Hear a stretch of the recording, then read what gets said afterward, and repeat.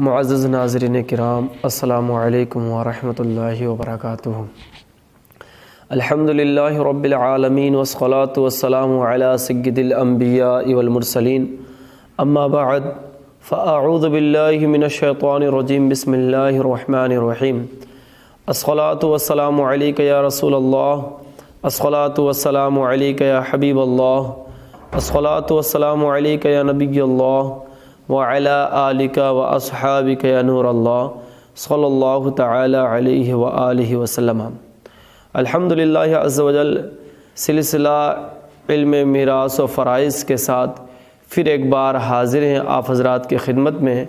انشاءاللہ عز وجل آج سلسلہ علم میراث و فرائض کا دوسرا سبق آپ کے سامنے پیش کرنے کی کوشش کروں گا۔ تو آئیے سبق کی طرف بڑھتے ہیں۔ آج کا ہمارا سبق نہایت ہی اہم اور دلچسپ ہے۔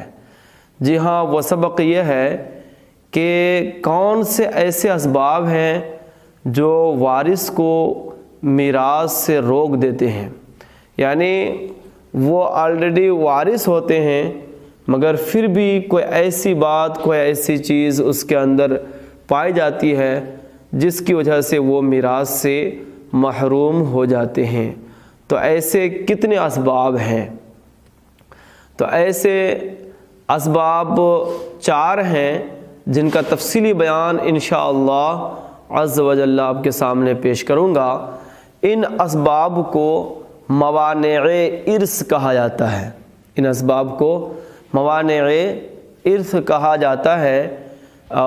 موانع مانع کی جمع ہے، موانع معنی کی جمع ہے، جس کا معنی ہوتا ہے حائل ہونا، جس کا معنی ہے حائل ہونا۔ اصطلاح فرض میں، علم میراث کی اصطلاح میں مانع کہتے ہیں ایسے اسباب کو جو وارث کو اس کے اندر سبب وراثت کے پائے جانے کے باوجود اس کے ذات کے اندر کچھ ایسے اسباب پائے جائیں جس کی وجہ سے وہ میراث سے محروم ہو جائیں، ان اسباب کو مانع کہا جاتا ہے۔ تو مانع وہ ایسے اسباب ہیں وارث کے اندر، ایسے اسباب ہیں جو وارث کے اندر وراثت کا سبب پائے جانے کے باوجود وہ اسباب ان کو میراث سے محروم کر دیں تو انہیں موانع کہتے ہیں۔ یہ اسباب کل 4 اسباب ہیں۔ نمبر 1 غلامی کا ہونا، یعنی غلامی، یعنی اگر مثال کے طور پر کوئی شخص جو ہے غلام ہے، مثال کے طور پر کسی کا باپ یا کسی کا بیٹا غلام ہے، کسی کا بیٹا غلام ہے، تو اگر والد صاحب کا انتقال ہوگا تو اس بیٹے کو میراث میں سے نہیں ملے گی۔ اچھا، اسی طریقے سے دوسری قسم ہے، دوسرا جو سبب ہے اس کا دوسرا سبب ہے قتل کا ہونا۔ قتل کی یوں تو کئی قسمیں ہیں، قتل کی 4 قسمیں ہوتی ہیں: قتل عمد، قتل شبہ عمد، قتل خطا، قتل قائم مقام خطا اور قتل بالسبب۔ تو یہاں پر قتل کی جو یہ 5 قسمیں ہیں، 5 قسموں میں سے شروع کی جو 4 قسمیں ہیں ان کے ساتھ قصاص یا کفارہ کا تعلق ہوتا ہے، یعنی پہلی قسم جو ہے اس پر کفارہ واجب ہوتا ہے۔ پہلی جو قسمیں ہیں ان پہلی قسم میں قصاص واجب ہوتا ہے، اور اس کے بعد کی 3 قسموں میں یہ کفارہ واجب ہوتا ہے، اور آخری جو قسم ہے قتل بالسبب، اس میں نہ کفارہ واجب ہوتا ہے اور نہ ہی قصاص۔ تو یہاں پر قتل کی جو یہ 5 قسمیں ہیں، ان 5 قسموں سے کون سی قسم مانع میراث ہے؟ تو یاد رکھیے اس کے لیے یہ ہے کہ وہ اقسام ہیں جو قصاص یا کفارہ، جن کے ساتھ قصاص یا کفارہ متعلق ہو، جس کے ساتھ وجوب قصاص یا وجوب کفارہ متعلق ہوں، یعنی قتل بسبب کو چھوڑ کر اگر قتل کی دیگر چاروں اقسام میں سے کوئی بھی قسم پائے جائے وارث کے اندر، یعنی وارث نے مورث کو قتل عمد کے طور پر قتل کیا ہو، یا قتل شبہ عمد کے طور پر قتل کیا ہو، یا ایک کہ قتل خطا کے طور پر، یا قائم مقام خطا کے طور پر، تو ایسا وارث اپنے مورث کی میراث میں سے اسے نہیں ملے گی۔ مثال کے طور پر کسی بیٹے نے باپ کو قتل کر دیا، یا باپ نے بیٹے کو قتل کر دیا، تو ایسا قاتل شخص جس نے اپنے مورث کو قتل کیا ہو وہ میراث میں سے نہیں پائے گا۔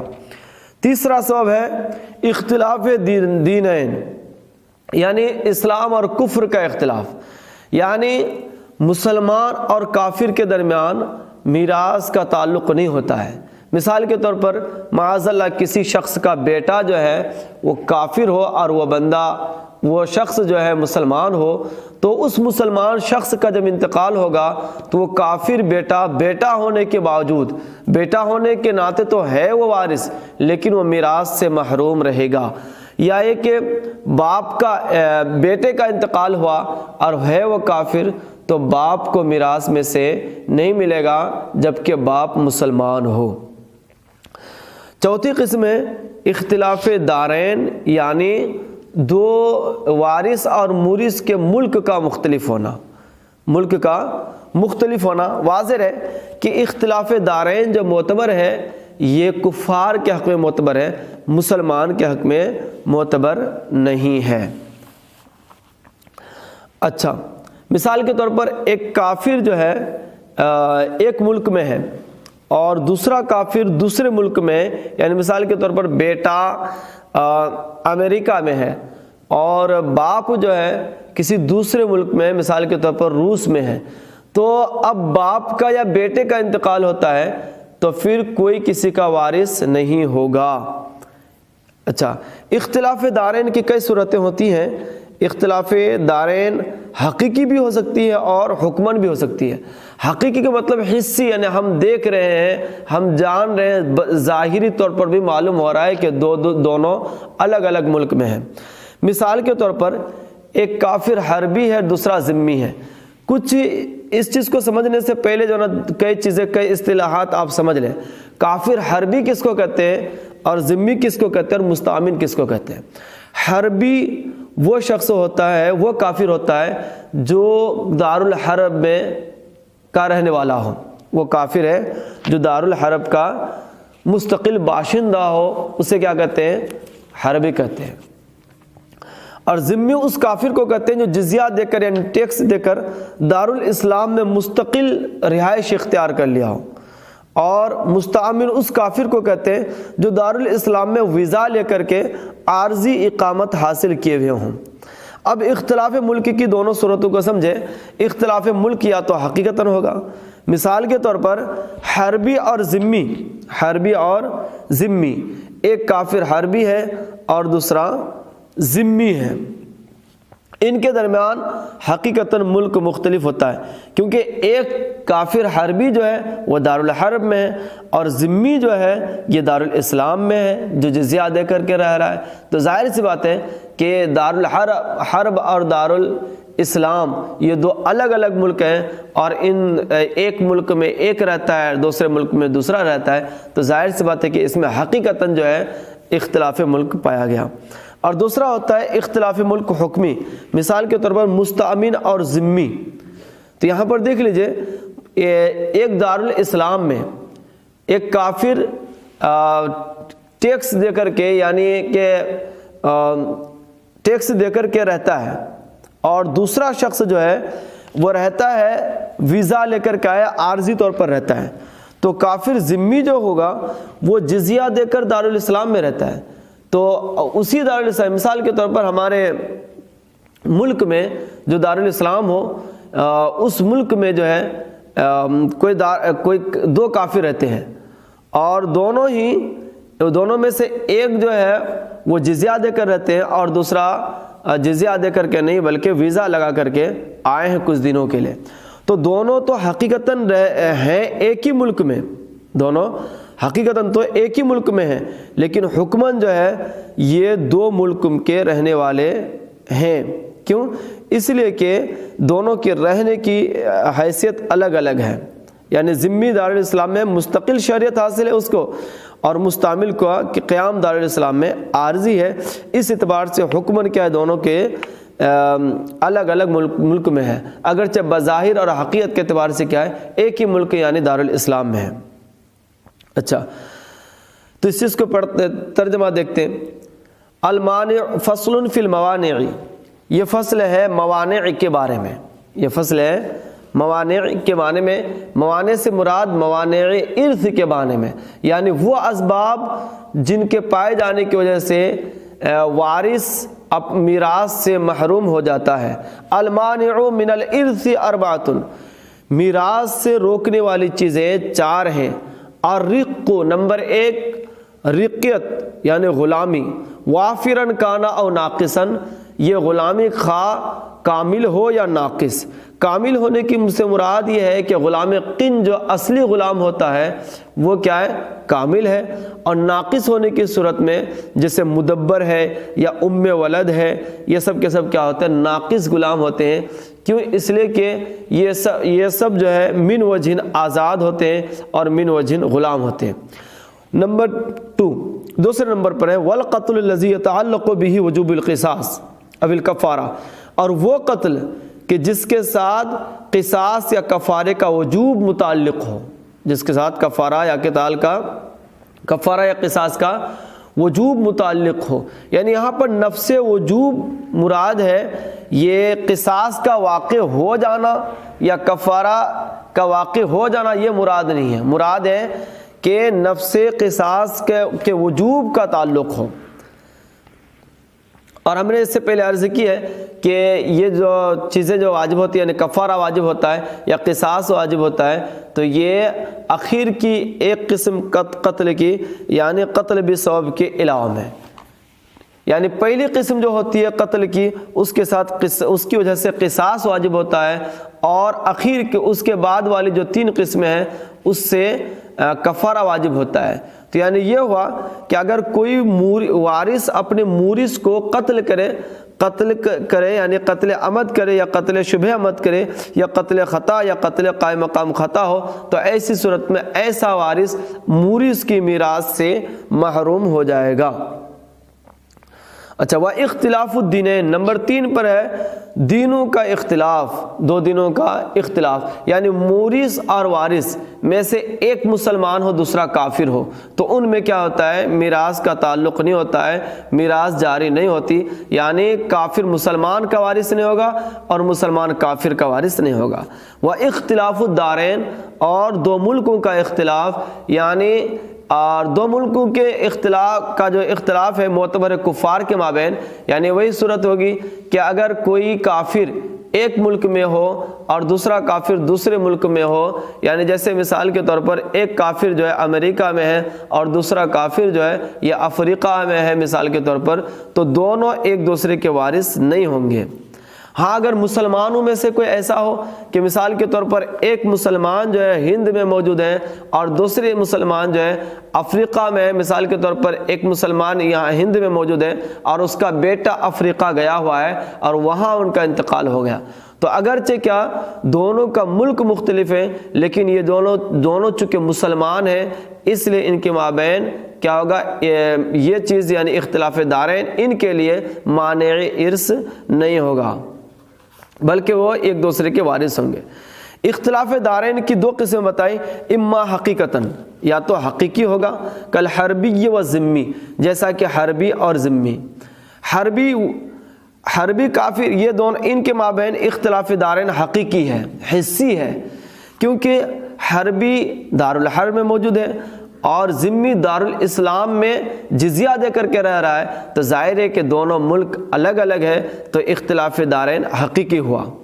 او حکمن، یا حکمن ہوگا کل مستأمن و ذمی، جیسا کہ مستأمن اور ذمی۔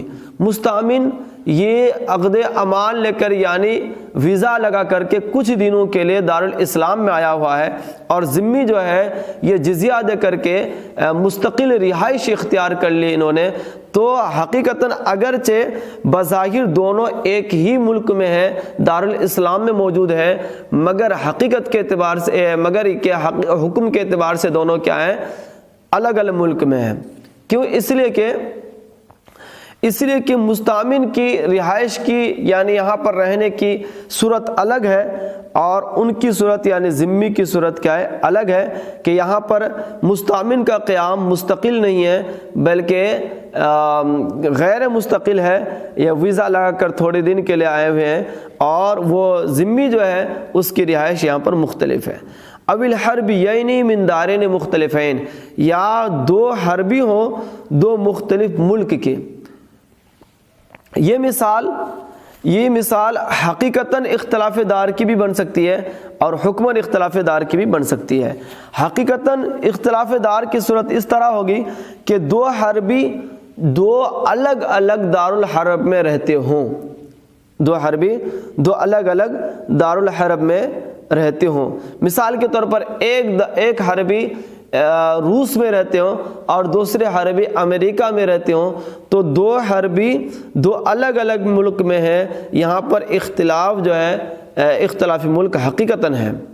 اور اختلاف ملک حکمن کی صورت بھی اس میں ہو سکتی ہے، یعنی او الحربین من دارین مختلفین میں، وہ اس طرح کہ مثلا امریکہ اور روس کے دو حربی ویزا لے کر کے دارالاسلام یعنی مثال کے طور پر افغانستان میں رہتے ہوں، تو اگرچہ بظاہر یہ دونوں ایک ہی ملک میں ہیں، وہ کیا ہے؟ افغانستان ہے، لیکن حکماً دونوں دو مختلف ملک امریکہ اور روس کے رہنے والے ہیں۔ تو یہ صورتیں پیش کی گئی ہیں۔ والدار انما تختلف باختلاف المناعۃ والملک، یہاں سے دار کی تعریف کر رہے ہیں کہ ملک جو مختلف ہوتا ہے، یعنی ایک ملک کس کو کہیں گے؟ کہیں گے کہ یہ الگ ملک ہے اور یہ الگ ملک ہے، کس کو کہیں گے؟ تو دار کا اختلاف کس وجہ سے ہوتا ہے؟ تو کہہ رہے والدار انما تختلف باختلاف المناعۃ والملک، اور ملک مختلف ہوتا ہے لشکروں سپاہیوں کے اختلاف سے اور بادشاہ کے اختلاف سے۔ لانقطاع العصمۃ فیما بینہم، اس لیے کہ ان کے مابین خون اور مال کی حفاظت کیا ہو جاتی ہے؟ منقطع ہو جاتی ہے۔ یعنی مطلب اگر دو ملک ایسے ہوں کہ دونوں کے بادشاہ الگ الگ ہوں، دونوں کے سپاہی الگ الگ ہوں، اور دونوں، تو ایسی صورت میں کیا ہوگا؟ یہ دو الگ الگ ملک کہلائیں گے۔ مثال کے طور پر روس ہے، افغانستان ہے، یا ہمارا ہند ہے، اور اس کے ساتھ